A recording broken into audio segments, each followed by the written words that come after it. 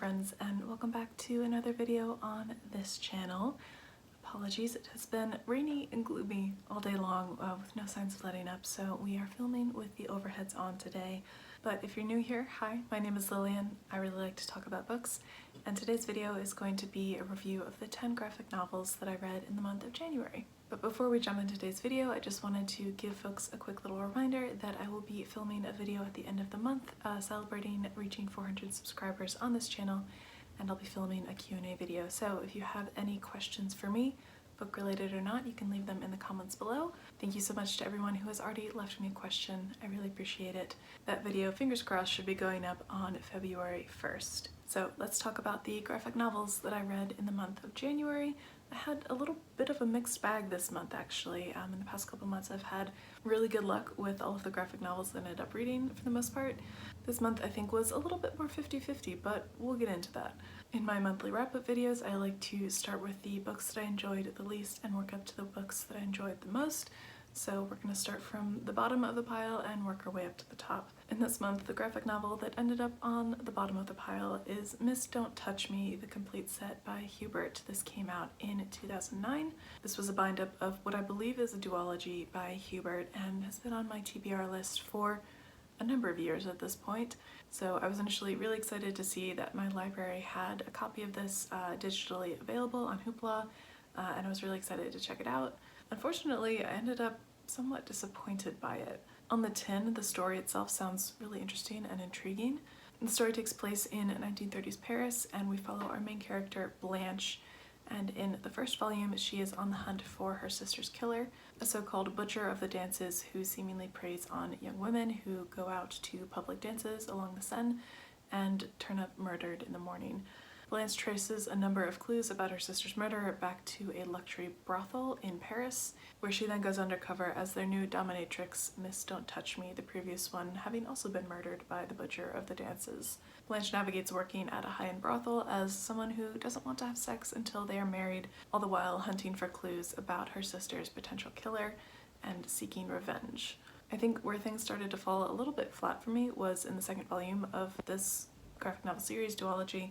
After Blanche solves the mystery of the butcher of the dances, she continues working at the brothel and ends up falling in love with a secretly gay client, and her chaotic mother also finds her way back into Blanche's life.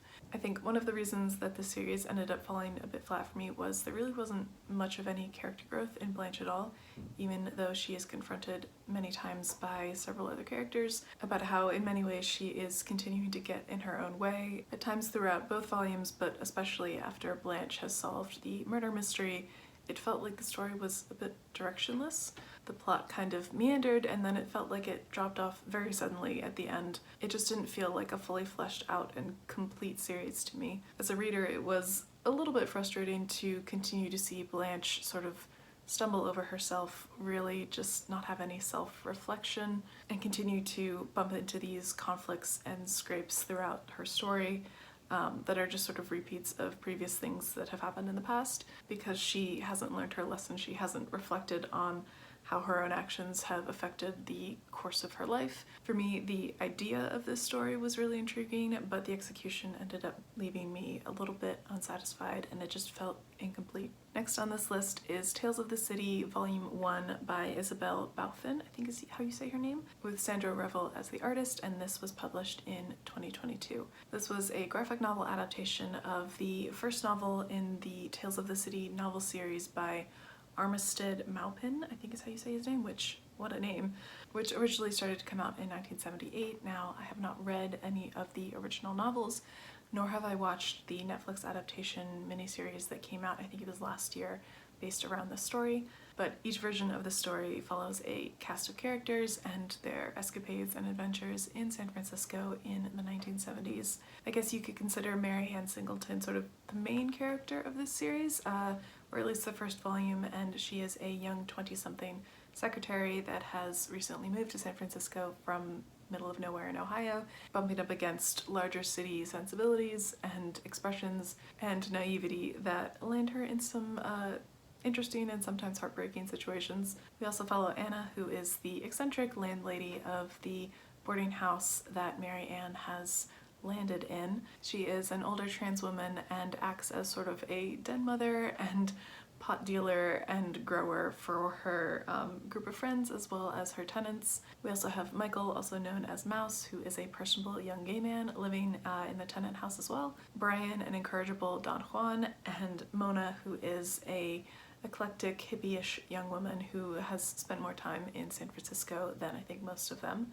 All of the characters in their own way live on the outskirts of what mainstream American society would likely deem acceptable or mainstream, but all end up finding some level of acceptance in the city of San Francisco. I think this is a little bit of a hard one for me, just knowing that it was an adaptation of a larger novel, of a novel series, and I think for me as a reader who's never encountered any of these storylines, it felt like we were trying to follow too many plot lines and too many characters. In the span of the first volume, it didn't really feel like there was enough space or timing in order to really explore and get to know the majority of the characters in a deeper, meaningful way. And again, this might just be due to it being an adaptation of a novel where there is a lot more time to get to know them and explore their ins and outs and really get invested in them and their trajectories. I think if you weren't already familiar with these characters via the novels or the Netflix miniseries, I don't think that the graphic novel is likely the best way into this story, unfortunately. Next on this list is Rain by Joe Hill, which came out last year in 2022. This is a single volume graphic novel about a speculative apocalypse, and I also definitely want to put this up front. I would highly recommend looking up content warnings for this graphic novel. It is definitely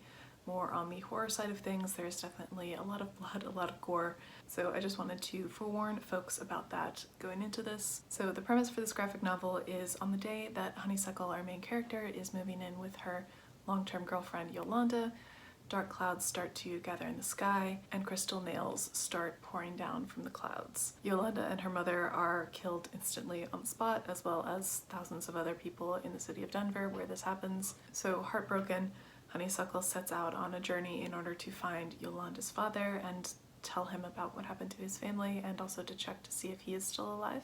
Honeysuckle's biological family rejected her when she came out to them, and since then Yolanda's family has been the one to accept her and take her under their wing and treat her like a second daughter. And so she feels this obligation in order to seek out Yolanda's father and her adopted father as well. I'm not gonna lie, y'all, this story was pretty bleak, and no spoilers, but it doesn't necessarily have like a warm, fuzzy, gratifying ending either. And again, definitely a content warning for this graphic novel, depicting a number of pretty grisly corpses in it. The introduction to this graphic novel that was written by Joe Hill was really compelling and initially had me really excited about this story. Unfortunately, I didn't find the subsequent story in the graphic novel to be nearly as compelling as the introduction was. And I also potentially want to factor in that perhaps I didn't read this graphic novel while I was in the right headspace, but in the end I think that this story was just a little bit too bleak and depressing for me to get what the author likely wanted me to get out of it, and I think that's where I'll leave it. The next graphic novel that I want to talk about is Porcelain by Maria Lovelit. This came out in 2012. This was a very visually surreal graphic novel. Our protagonist Beryl is living in the desert with her aunt and her cat,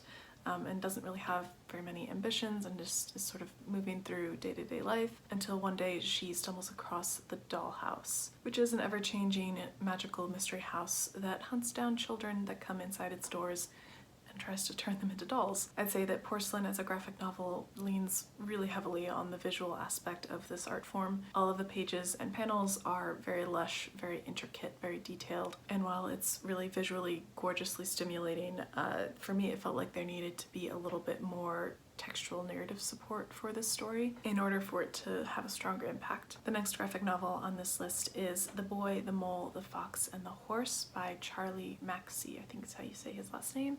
This came out in 2019.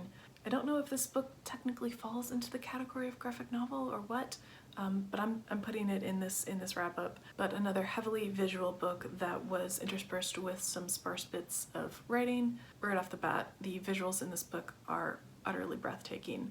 Personally, I wouldn't say that there is a solid narrative or story that's sort of woven throughout this book.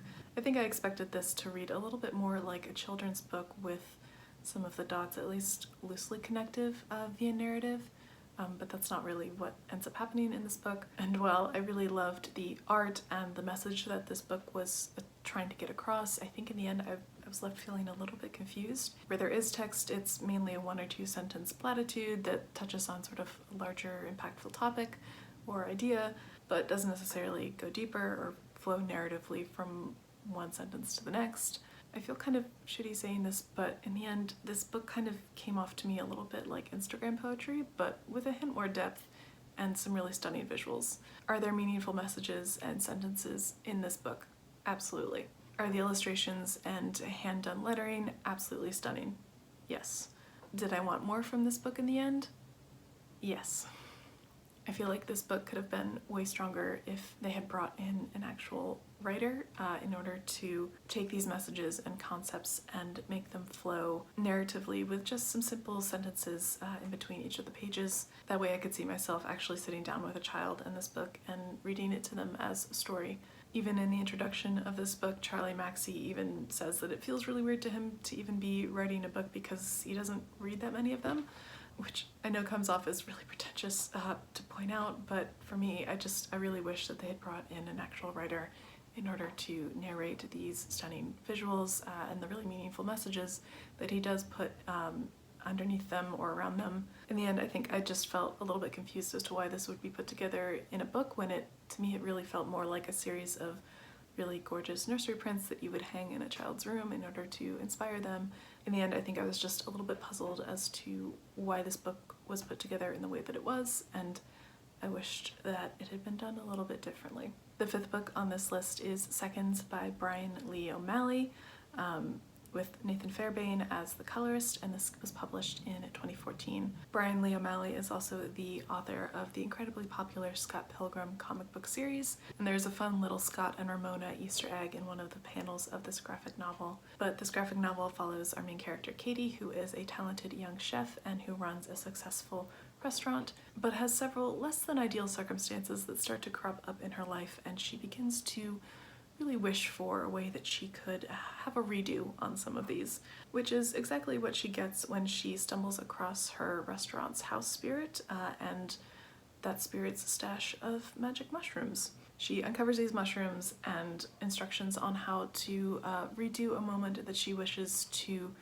erase and have a second go at. Katie now has the opportunity to rewrite all of the awkward situations that come up in her life or less than ideal circumstances, but as she continues to do this, the fabric of Katie's reality becomes misaligned and starts to fall apart in her constant quest for a perfect life. I think this was a really fun introduction to Brian Lee O'Malley's work and has definitely made me a bit more curious to check out his Scott Pilgrim series. The next graphic novel on this list is The Me You Love in the Dark by Scotta Young, and Jorge Corona is the artist, and this was published in 2022. This is a really wonderfully dark and brooding graphic novel about an artist named Ro who has retreated to an older house in a small town in order to work on her next series of paintings. She gained a lot of critical and commercial success with her last series of paintings, but is feeling sort of disconnected or uninspired from her previous style and wants to reinvent herself as an artist. And while she hopes to find solace and inspiration in her new setting, the muse that she ends up coming across is incredibly different from what she was expecting or hoping for. The story is deliciously creepy and definitely aptly categorized as a horror graphic novel. If you're interested in reading this graphic novel, I would recommend looking up some content warnings. I think there are definitely some apt ones here. I don't want to give too much about the plot away, but I think this would be a really good graphic novel to read for spooky season. The graphic novel that I ended up finishing pretty late last night was The Complete Persepolis by Marjane Satrapi. This was initially published, its first volume in 2003, and this was a bind-up of, I believe, all 4 volumes of this graphic novel memoir series. I read the first volume of this memoir back in 2013 in college, and I'm really pleased that I was finally able to finish the full series of it. Persepolis is Marjane Satrapi's iconic graphic novel memoir about her coming of age, her growing up in Iran in the 1970s and 80s during the Islamic Revolution, how her world and her childhood was turned upside down as a result of that, her family sending her away to Vienna for high school in order to keep her in relative safety while the country was at war, being left to face the trials and tribulations of adolescence far from her family, from her culture, her bittersweet homecoming to Iran after high school, and her self-imposed exile to France several years later. It's a chronicle of one woman's girlhood and adolescence entwined with the history and upheaval of her country as she navigates the trials and tribulations of growing up. This was a really wonderful graphic novel memoir. It is beloved for a reason, and I would highly recommend that you check it out. Next, I want to talk about the graphic novel M is for Monster by Talia Dutton. This was published last year in 2022 and is a graphic novel that definitely takes inspiration from Mary Shelley's Frankenstein. Our story starts when Dr. Frances I loses her younger sister Mara in a very tragic accident 6 months previously, and Frances has since sworn to bring Mara back to life. But the person or being that Frances brings back is not her sister, regardless of whether or not she is in Mara's old body. This new person or being goes by M and has none of Mara's previous memories, but terrified that if Frances finds out that she has none of Mara's old memories, that Frances will just put her on the dissection table and try again. So M does her best to keep up appearances for Frances, to step into Mara's shoes and try and replicate everything that she would have done, everything she would have said. But deep down, M and Mara are two very different people. This story definitely takes a hard look at what it means when we try to live up to other people's expectations for ourselves and our life, as well as our own ability to live up to our own expectations for ourselves. The character development and the themes explored in this graphic novel felt really nuanced and really well done. The themes and the conflicts that this graphic novel touched on felt really impactful and meaningful and definitely applicable for a wide variety of people, but I think also specifically for queer and gender nonconforming people.